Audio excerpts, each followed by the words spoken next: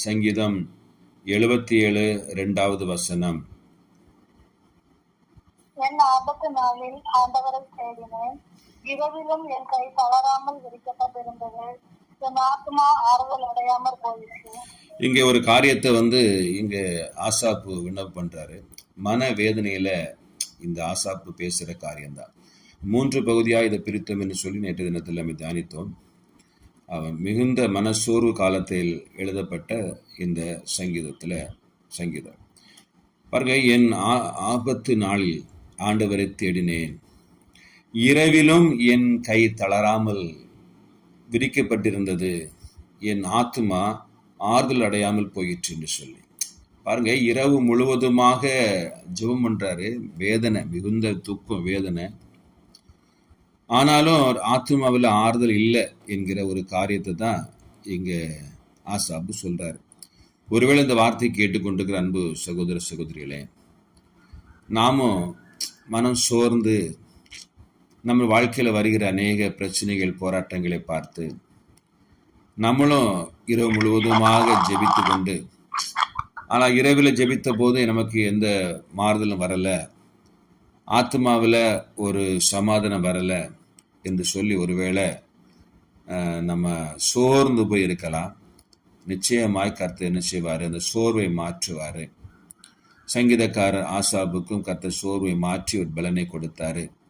சங்கீதக்காரன் தாவீதும் இப்படிப்பட்ட சோர்வான நேரங்களில் தேவ நோக்கி கூப்பிட்ட போது ஆண்டவர் அவர்களுக்கு விடுதலை கொடுத்தார். நிச்சயமாக இதை கேட்டுக்கொண்டிருக்கிற அன்பு சகோதர சகோதரிகளே, நிச்சயமாக என்ன செய்வார்? நமக்கும் ஆறுதல் தருவார். சங்கீதம் 9:10 சொல்லுது, கர்த்தாவே உம்மை தேடுகளை நீர் கைவிடுவது இல்லை என்று சொல்லி, ஆதலால் உமது நாமத்தை அறிந்தவர்கள் உம்மை நம்பியிருப்பார்கள். எனவே ஆண்டவரை தேடுகிறவர்களை அவர் கைவிடுகிறது இல்லை என்று சங்கீதம் 9:10 வாசிக்கிறோம். அதனால என்னதுன்னா, உமது நாமத்தை அறிந்தவர்கள் நிச்சயவாங்க உம்மை நம்பியிருப்பார். நிச்சயமாக ஒரு ஆறுதல் தருவார், ஒரு விடுதலை தருவார், கைவிட மாட்டார் என்ற நம்பிக்கையோடு கூட காத்திருப்பார்கள். ஒரு நாளும் வெட்கப்பட்டு போக மாட்டார்கள் என்ற விசுவாசமான வார்த்தைகளும் அதே சங்கீதங்கள்ல நம்ம வாசிக்கிறோம். எனவே நம்முடைய வாழ்க்கையில் வருகிற துன்பங்கள், கஷ்டங்கள், நெருக்கங்கள், இழப்புகள், இவைகள்னால நம்ம ஜெபம் பண்றோம். கைகளை விரித்து, கைகளை உயர்த்தி, தகப்பனே ஒரு விடுதலை கொடுக்க மாட்டீரா என்று சொல்லி கெஞ்சி மன்றாடுகிறோம். ஆனாலும் சில நேரங்களில் நம்மளுடைய ஆத்துமாவில் ஆறுதல் இல்லை. அதனால அப்படியே ஆண்டவர் விட்டு விடுவாரா? நிச்சயம் விட மாட்டாரு. நம்மளை என்ன செய்வாரு? ஆறுதல் படுத்துவாரு. நம்முடைய ஜெபங்கள் எல்லாம் கேட்கப்படும். ஒரு நாளும் ஜெபங்கள் தள்ளப்படாது என்பதை விசுவாசிக்க வேண்டும்.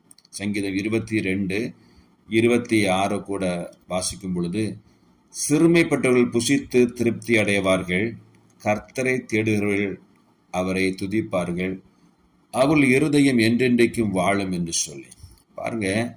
ஆண்டவரை தேடுகிற இருதயம் என்றென்றைக்கும் வாழும். அப்படி என்றால் ஆத்துமாவில் ஆண்டவர் மகிழ் சமாதானத்தை கொடுத்து என்ன செய்வாரு? ஆண்டவர் ஆசீர்வதிப்பார். நம்முடைய இருதயம் ஒரு நாளும் துக்கப்பட்டு போகாது. சங்கீதம் 34:10 எல்லாருக்கும் தெரிந்த வேத பகுதி தான். சிங்கக்குட்டிகள் தாழ்ச்சியடைந்து பட்டினியாக இருக்கும், கர்த்தரை தேடுவதற்கோ ஒரு நன்மை என்ன செய்யாது?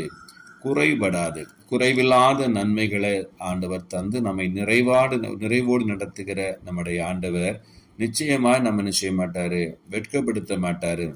நான் ஜெபம் பண்றேனே, நான் வேதம் வாசிக்கிறேனே, இரவு முழுதும் ஜெபித்தேனே, உபவாசித்து ஜெபித்தேனே, என் காரியம் கைகூடி வரவில்லை என்று சொல்லி கலங்கி கொண்டிருப்பீங்கன்னா, வேதம் சொல்கிறது சிங்கக்குட்டிகள் தாழ்ச்சிந்த பட்டினியாக இருக்கும், ஆனாலும் தேவனை தேடுகளுக்கு ஒரு நன்மையும் குறைபடாது, நிறைவான நன்மையை கர்த்தர் தருவார். சங்கீதம் 40:16 வாசிக்கும் பொழுது, உம்மை தேடுகிற அனைவரும் உமக்குள் மகிழ்ந்து சந்தோஷப்படுவார்களாக, உம்முடைய ரட்சிப்பை விரும்புகிறவர்கள் கர்த்தருக்கு மகிமை உண்டாவதாக என்று எப்பொழுதும் சொல்வார்களாக. பார்த்தீங்களா?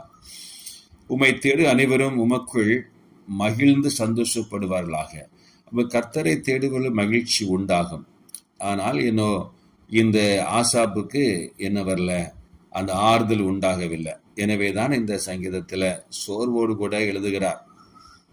ஆனால் ஆண்டவர் சந்தோஷம் தர மாட்டேன்னு சொல்கிற தேவனா? இல்லை. அவர் சந்தோஷம் தருகிற தேவன், நம்மை ஆசீர்வதிக்கிற தேவன், உயர்த்துகிற தேவன். நம்மை ஆதரிக்கிற தேவன் என்பதை ஒரு நாளும் நீங்கள் நானும் மறந்துவிடக்கூடாது. நிச்சயமாய் தேடுகிறவர்களுக்கு அவர் அமைதி தருவாரு, சந்தோஷம் தருவாரு, நம்ம உயர்த்தி ஆசீர்வதிக்கிற நல்ல ஆண்டவர். ஏசாயா 26 அதிகாரம் 9வது வசனம். ஏசாயா 26:9. என் ஆத்துமா இரவிலே உம்மை வாஞ்சிக்கிறது, எனக்குள் இருக்கிற என் ஆவியில் அதிகாலையிலும் உம்மை தேடுகிறேன். உம்முடைய நியாயத்தீர்ப்புகள் பூமியிலே நடக்கும்போது பூச்சக்கரத்தின் குடிகள் நீதியை கற்றுக்கொள்வார்கள் என்று சொல்லி, இங்க பாருங்க, என் ஆத்துமா இரவிலே உம்மை வாஞ்சிக்கிறது. நம்ம இரவில் எப்படி வாஞ்சிக்கும்? நம்ம தூங்கும் போது கூட நம்முடைய ஆத்மா விழித்திருக்கும், தேவனோடு சம்பாதித்து கொண்டே இருக்கும், பேசிக்கொண்டே இருக்கும். அப்படி என்றால் நாம் அவ்வளவு நம்ம வாஞ்சி இருக்குமானால் இருதயத்தில் எப்போது இருதயம் பேசிக்கொண்டே இருக்கும். நம்ம கண்கள் மூடி சரீரம் அது ஓய்வெடுத்து கொண்டிருந்தாலும் ஆத்துமா ஓய்வெடுக்காது. அது என்ன செய்யும்? என் ஆத்துமா இரவிலே உம்மை வாஞ்சிக்கிறது, எனக்குள் இருக்கிற என் ஆவியினால் அதிகாலையிலும் உம்மை தேடுகிறேன். பாருங்க, அதிகாலையிலும் தேடுகிறேன். உம்முடைய நியாயத்தீர்ப்புகள் பூமியிலே நடக்கும்போது பூச்சக்கரத்திற்குடிகள் நீதியை கற்றுக்கொள்வார்கள். என் அன்பு சகோதர சகோதரிகளே, அவர் என்ன செய்வாரு? நீதி செய்கிற தேவன், நியாய தீர்ப்பு செய்கிற தேவன் என்பதையும் இந்த ஏசாயா தீர்க்கதரிசி சொல்கிறார். எனவே என்னுடைய ஆத்துமா இரவிலே உம்மை வாஞ்சிக்கிறது, அதிகாலையிலே என்ன செய்கிறது? என் ஆவி அதிகாலை தேடுகிறது என்று சொல்லி, இப்படிப்பட்ட இருதயம் நம்மளுக்குள்ளால இருக்க வேண்டும் என்றுதான் ஆண்டவர் விரும்புகிறார். அப்படிப்பட்ட இருதயத்தோடு கூட கர்த்தரை நாம் எப்போதும் தேட வேண்டும். நிச்சயமாக நம்முடைய ஆத்துமாவுக்கு இளைப்பாறல் தந்து சமாதானம் தந்து நிச்சயவாறு நம்மை விடுதலையாக்கி நம்மை ஆசீர்வதிப்பார். இங்க யோனா பாருங்க, இந்த மீன் வயிற்றுக்குள்ள இருந்து கர்த்தர் நோக்கி விண்ணப்பம் பண்றாரு. யோனா புஸ்தகத்திலே 2வது அதிகாரம் 1-2 வசனத்தை வாசிக்கும் பொழுது, அந்த மீன் வயிற்றில் இருந்த யோனா தன் தேவனைய கர்த்தரை நோக்கி விண்ணப்பம் பண்ணி என்று சொல்லி ஆரம்பிக்குது. என் நெருக்கத்தில் நான் கர்த்தரை நோக்கி கூப்பிட்டேன், அவர் எனக்கு உத்தரவு அளினார். நான் பாதாளத்தின் வயிற்றில் இருந்து கூக்குரலிட்டேன், நீர் என் சத்தத்தை கேட்டீர் என்று சொல்லி இங்கே யோனா சொல்றார். பார்த்தீங்களா? அதாவது யோனா மீன் வயிற்றுக்குள்ள இருந்து விண்ணப்பம் பண்ணுகிறார். நான் என் நெருக்கத்தில் நான் கர்த்தரை நோக்கி கூப்பிட்டேன் என்று சொல்றார். அவர் எனக்கு உத்தரவு அருளினார். நான் பாதாளத்தின் வயிற்றிலிருந்து கூக்குரலிட்டேன், நீர் என்னை சத்தத்தை கேட்டேன். ஆனா இங்க ஆசாப் சொல்ற, என் சத்தத்தை கேட்கவில்லை என்று, இரவிலே என் கைகளை தளரா விரித்திருந்தது, என் ஆத்துமா ஆறுதல் அடையாமல் போயிற்று என்று சொல்றார். என் அன்பு சகோதர சகோதரிகளே, சிலர்கள் இப்படிப்பட்ட அனுபவத்துக்குள்ளால கூட நம்ம இருக்கலாம். எனக்கு ஆறுதலே இல்லை, நான் ஆண்டை நோக்கி சத்தமிட்டு கூப்பிடுறேன், எந்த ஆறுதலும் இல்லை, எந்த உத்தரவும் இல்லை என்று சொல்லி ஒருவேளை நீங்க கலங்கி கொண்டிருப்பீங்கன்னா, எத்தனையோ வேத போதை உங்களுக்கு காண்பித்து கொடுத்தேன், அவரெல்லாம் கூப்பிட்ட போது நிச்சயமாய் கர்த்தர் பதில் தந்தார். ஒருவேளை 2 சாரார் இருக்கலாம், எனக்கு ஒன்றும் கிடைக்கலையே என்று சொல்லி, எனக்கு ஆறுதல் கிடைக்கலையே, நான் ஜெபம் பண்றேன், விண்ணப்பம் பண்றேன், உண்மை கிடைக்கலையேன்னு சொல்றவங்களும், நான் கூப்பிட்டேன் எனக்கு கிடைத்ததுன்னு சொல்றவங்களும் இருக்கிறாங்க. நிச்சயமாக பட்சபாதம் உள்ள தேவன் அல்ல.